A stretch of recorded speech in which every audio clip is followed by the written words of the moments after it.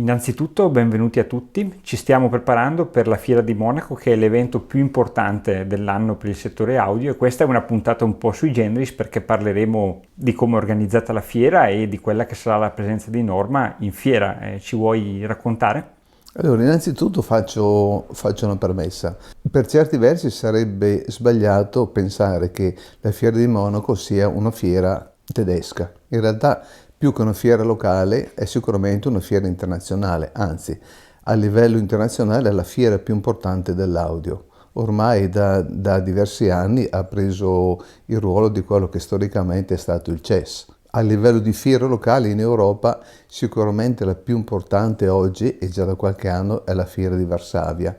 Qualcuno potrebbe meravigliarsi di questa cosa, ma chi ha avuto modo di andare alla fiera di Varsavia avrà potuto vedere come è una fiera molto grande, organizzata addirittura in 3 location diverse, 2 alberghi più una struttura particolare che è lo stadio di Varsavia, che ha anche a disposizione molte sale dove poter dimostrare e far vedere le apparecchiature. Ritornando invece a Monaco, come dicevo, è sicuramente la fiera mondiale più importante. Per quello che riguarda l'Italia, invece, la situazione è un pochettino più problematica, nel senso che orfani dal 2011, mi sembra, del top audio, gli appassionati avranno potuto notare come il discorso delle fiere sia diventato molto frammentato. Contandole approssimativamente in Italia oggi abbiamo 11-12 fiere annue. Qualcuno ci chiede come mai Norma non è presente alle fiere, ma bisognerebbe considerare una cosa, ecco, che nella migliore delle ipotesi organizzare e partecipare a una fiera richiede almeno una settimana di lavoro, perché oltre ai 2 giorni di presenza in fiera ci sono i giorni di preparazione per la fiera. Volendolo farla bene servono 2 giorni, di cui uno almeno per il setup finale e il trattamento acustico, un giorno per il rientro e il recupero dei giorni di riposo. Per cui se moltiplichiamo una settimana di lavoro per 10-11 settimane, alla fine arriviamo quasi a 3 mesi di attività che vengono interrotte per essere dedicate al discorso fiere. È assolutamente non realistico che un costruttore possa permettersi per il suo mercato locale di dedicare così tanto tempo. Sarebbe ampiamente auspicabile che in Italia si ritornasse ad avere una fiera importante. In realtà però ci sono troppi ostacoli, non ultimo il fatto che in Italia non abbiamo trovato, almeno sinora, anzi non è stato trovato finora, una location dove ci sia un sufficiente numero di stanze con dimensioni utili per poter fare una manifestazione del genere. L'unica struttura che esisteva era quella del Quark Hotel, ma attualmente non è più disponibile come struttura. Ritornando a Monaco è importante anche tenere presente un aspetto. A differenza delle fiere locali o delle fiere nazionali, è una fiera fatta per il business to business, ovvero soprattutto fatta perché gli operatori, quindi da una parte i costruttori e dall'altra chi si occupa della vendita, si incontrino e stabiliscono la loro politica commerciale e gli accordi. Quindi, da un certo punto di vista, è molto interessante perché dà la possibilità di trovare in un unico contesto pressoché tutta la produzione mondiale, dai prodotti di livello medio-medio-basso fino ai prodotti più esclusivi. Dall'altra parte va considerato che non è una fiera fatta e concepita per fare degli ascolti critici, quindi questo deve essere tenuto ben presente da chi eventualmente è interessato a fare una visita. Comunque, considerando che Monaco è una città molto bella e molto ospitale, tipicamente il clima a maggio è anche solitamente favorevole, una visita è altamente consigliata. Detto per inciso, a maggio a Monaco è anche abbastanza facile trovare degli eventi culturali di eccellente livello, per cui chi può essere interessato può prendere l'occasione per andare a sentire alcuni concerti. C'è ancora la stagione delle opere attiva e anche i balletti, per cui potrebbe essere un miscuglio di musica sia riprodotta sia musica dal vivo. Noi stessi abbiamo prenotato 3 avvenimenti. Primo giorno presso la Filarmonica, un teatro molto moderno che ricorda per certi versi la Filarmonica di Berlino. C'è una serata dedicata a Mahler. Poi presso il teatro più storico, il Teatro dell'Opera, c'è una serata dedicata al balletto, dove il balletto viene eseguito con l'orchestra dal vivo, e mi sembra sabato c'è un'opera di Shostakovich, opera che in Italia è molto difficile che venga rappresentata, anche per il problema della lingua e degli interpreti. Dal punto di vista logistico, la fiera è strutturata essenzialmente con due sezioni abbastanza diverse. Al piano terreno ci sono 4 padiglioni dove vengono fatte delle esposizioni pressoché esclusivamente in forma statica. Quindi i vari costruttori presentano i loro prodotti, ci sono degli spazi all'interno di questi stand per gli incontri fra i costruttori e i vari operatori della rete vendita. In questi piani da qualche anno hanno anche messo a punto eventualmente dei box insonorizzati per poter fare degli ascolti, ma alla fine abbiamo visto che difficilmente le persone entrano a fare degli ascolti in questi box, per cui alla fine non è particolarmente significativo. Questi piani sono significativi per la presenza dei vari operatori, per la visione dei prodotti. Uno di questi padiglioni da un paio di anni è dedicato all'ascolto in cuffia. Noi quest'anno abbiamo deciso di partecipare in questa sezione per i motivi che spiegherò più avanti. Al piano superiore invece, anzi ai piani superiori, ci sono 2 piani superiori, sono presenti delle sale che possono essere considerate sale di ascolto, anche se in realtà non sono state create per essere sale d'ascolto, sia per il tipo di pavimentazione che per la presenza di grandi superfici vetrate, se non per il tetto direttamente metallico. Comunque sono stanze di dimensioni abbastanza consistenti. In queste stanze vengono esposti gli impianti suonanti. Impianti che vengono allestiti alle volte con dei criteri non perfettamente chiari, nel senso che spesso si generano delle joint venture fra vari costruttori, chi costruisce i diffusori magari ha conoscenza di qualche altra ditta, costruisce elettroniche, cavi, accessori, per cui si possono trovare all'interno degli impianti assemblati senza che ci sia apparentemente logica, se non quello di conoscenza reciproca. Ecco. In queste sale però la manifestazione, l'esposizione non è fatta per fare degli ascolti critici, è soprattutto impostata per far vedere gli apparecchi in un modo importante, quindi vengono valorizzate le luci, come sono esposti.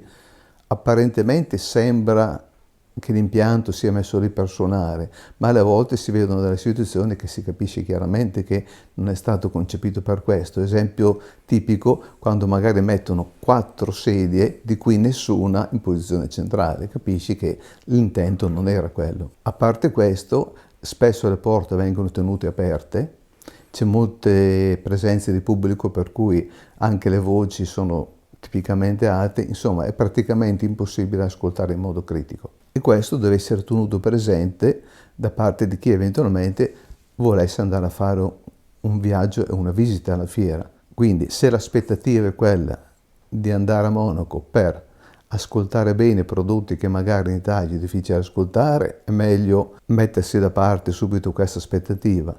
Mentre invece se l'aspettativa è quella di vedere in un unico contesto la maggioranza, se non la totalità di tutti i prodotti importanti presenti sul mercato, vale sicuramente la pena di andarci. Sotto l'aspetto degli ascolti critici era molto più appagante la fiera che precedeva Monaco.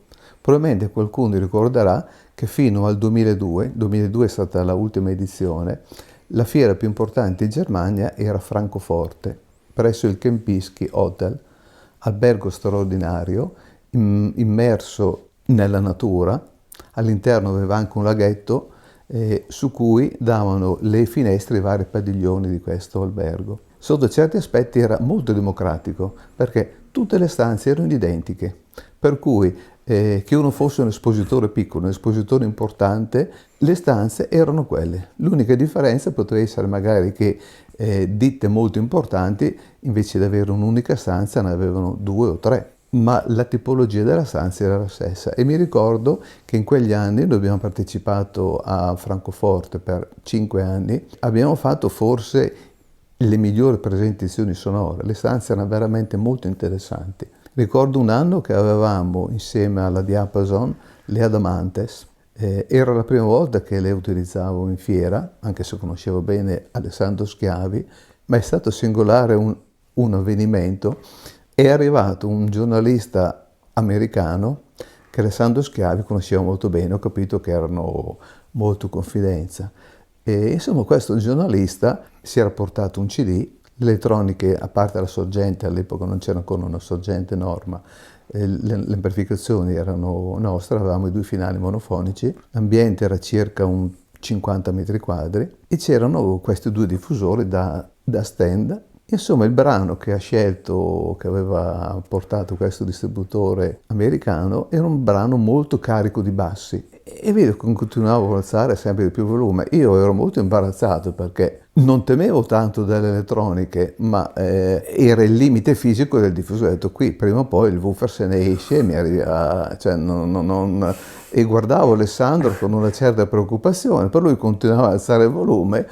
Alla fine il brano è terminato senza particolari problemi e poi quando è uscito quel distributore ho chiesto a Alessandro, ma io ho avuto un po' di timore perché rischiamo di fare una figura un po' critica e mi aveva spiegato come le Adamantes invece, nonostante fossero compatte, woofer piccoli, erano state da lui concepite anche per poter tenere una pressione sonora molto forte sulle basse frequenze, tant'è che mi ricordo adesso che il distributore non voleva credere che non esistesse un subwoofer.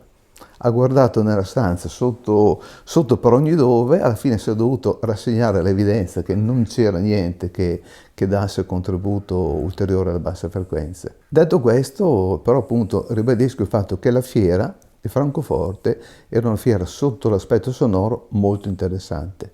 Purtroppo non era una fiera con valenza internazionale. All'epoca la fiera più importante internazionale era il CES. Poi nel 2003 gli organizzatori hanno pensato di trasferire la fiera a Monaco. Noi operatori eravamo decisamente preoccupati perché lasciavamo qualcosa di molto significativo per un punto di domanda. In retrospettiva devo dire che ci hanno visto molto bene, è diventata indubbiamente la fiera più importante a livello mondiale oggi. Negli anni in cui la fiera era a Francoforte, in Italia avevamo il Top Audio. Top Audio che, come dicevo prima, è andato avanti fino al 2010-2011. E anche quello, visto in retrospettiva, sarei tentato di dire che non bisogna mai lamentarsi della situazione attuale, perché ricordo chiaramente che tutti i settembre, quando il Top Audio ci si rincontrava fra i vari operatori, ci si lamentava di come era organizzata la fiera, le stanze non andavano bene, questo e l'altro, eccetera, eccetera, eccetera. Poi purtroppo è venuto a mancare il Top Audio, abbiamo capito che in realtà era una fiera che aveva un valore, un'importanza molto alta. Magari avercela adesso, ecco. Fra l'altro mi sentirei di aggiungere anche una cosa, ecco, pensando agli anni d'oro del Top Audio. Oltre a mancare in qualche modo quella fiera che rappresentava il punto di riferimento per tutta Italia. Ricordo che il clima di convivialità e di presenza all'interno delle sale era fortunatamente per un certo punto di vista, sfortunatamente per l'altro punto di vista, molto diverso rispetto a quello attuale. Cioè all'epoca c'era un modo di stare insieme fra gli appassionati e la relazione fra gli appassionati e gli operatori molto più appagante per entrambi. C'era molto più soddisfazione e coinvolgimento, magari si poteva chiedere che tipo di brano musicale mettere e all'interno dei vari brani musicali potevano nascere delle discussioni o dei richiami, voglio sentire questo, ma sentiamo anche quello.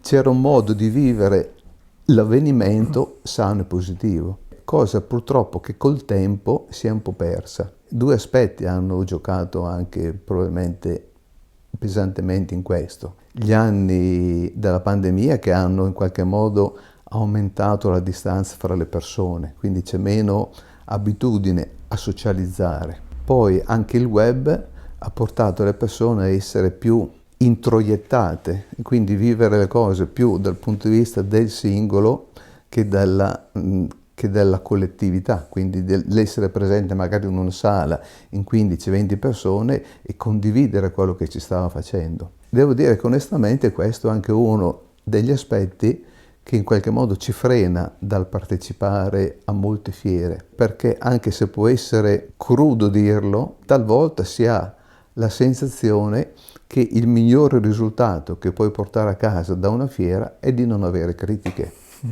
E capite che se uno deve impiegare 5 giorni di tempo, con l'impegno che questo comporta, per avere come unico risultato quello di non ricevere delle critiche, probabilmente lo fa una volta, lo fa anche alla seconda, alla terza comincia a porsi delle domande. Questo però mi sento di dire con tutto il rispetto e l'apprezzamento invece per le persone che hanno ancora durante le varie manifestazioni un atteggiamento direi di alta qualità, quindi persone che dal punto di vista musicale sono anche molto competenti, ci portano dei brani da ascoltare che magari non avevamo mai neanche sentito, di cui non conoscevamo la esistenza e sui quali si può magari costruire un percorso. Purtroppo sono situazioni molto rare, è molto più frequente trovare persone che entrano, ascoltano per 5 nanosecondi e esprimono una valutazione non si sa basata su che cosa, e alla fine questa cosa non è utile a nessuno, né a chi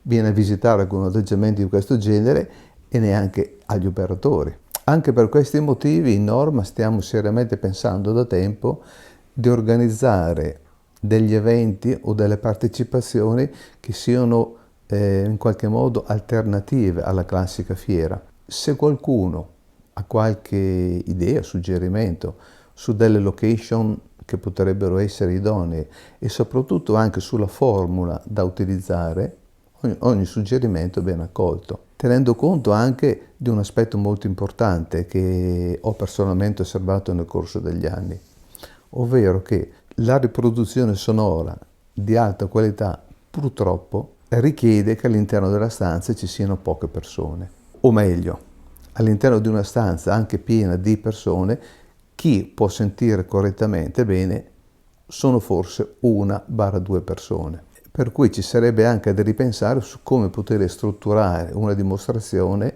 che sia un po' un compromesso fra la quantità di persone che possono essere presenti e la qualità dell'ascolto che viene fornito. Ecco, tornando invece a Monaco, quest'anno, come abbiamo anticipato, abbiamo deciso di partecipare nel padiglione dedicato alle cuffie. Questo per una serie di motivi.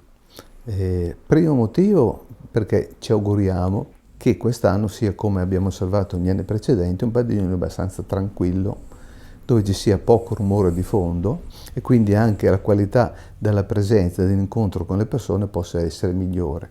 Poi, come abbiamo già sperimentato qualche anno fa, presenteremo 3 postazioni per l'ascolto in cuffia. Abbiamo fatto un accordo con 2 importanti costruttori di cuffie, per cui nel nostro stand potrete trovare 3 cuffie di altissimo livello pilotate con 3 catene indipendenti. In 2 di queste utilizzeremo l'HS IPA, un amplificatore integrato da 75 watt per canale, il quale è dotato di un'uscita cuffia molto sofisticata. L'uscita cuffia può essere settata su 4 diversi parametri di uscita. Può essere adattata per le cuffie da 16 ohm di impedenza nominale, per le cuffie da 50 ohm, per le cuffie da 200-300 ohm e anche per il pilotaggio diretto delle cuffie ortodinamiche. Alcune delle cuffie che troverete nel nostro stand sono cuffie ortodinamiche e vi assicuro che a sentire una cuffia ortodinamica pilotata direttamente a bassissima impedenza da un amplificatore che ha una riserva di energia consistente come quella della KS IPA è un'esperienza d'ascolto molto interessante. Qualcuno potrebbe in qualche modo storcere il naso pensando al fatto che un amplificatore di alta potenza, se deve erogare una bassa potenza su un trasduttore molto delicato come quello di una cuffia ortodinamica,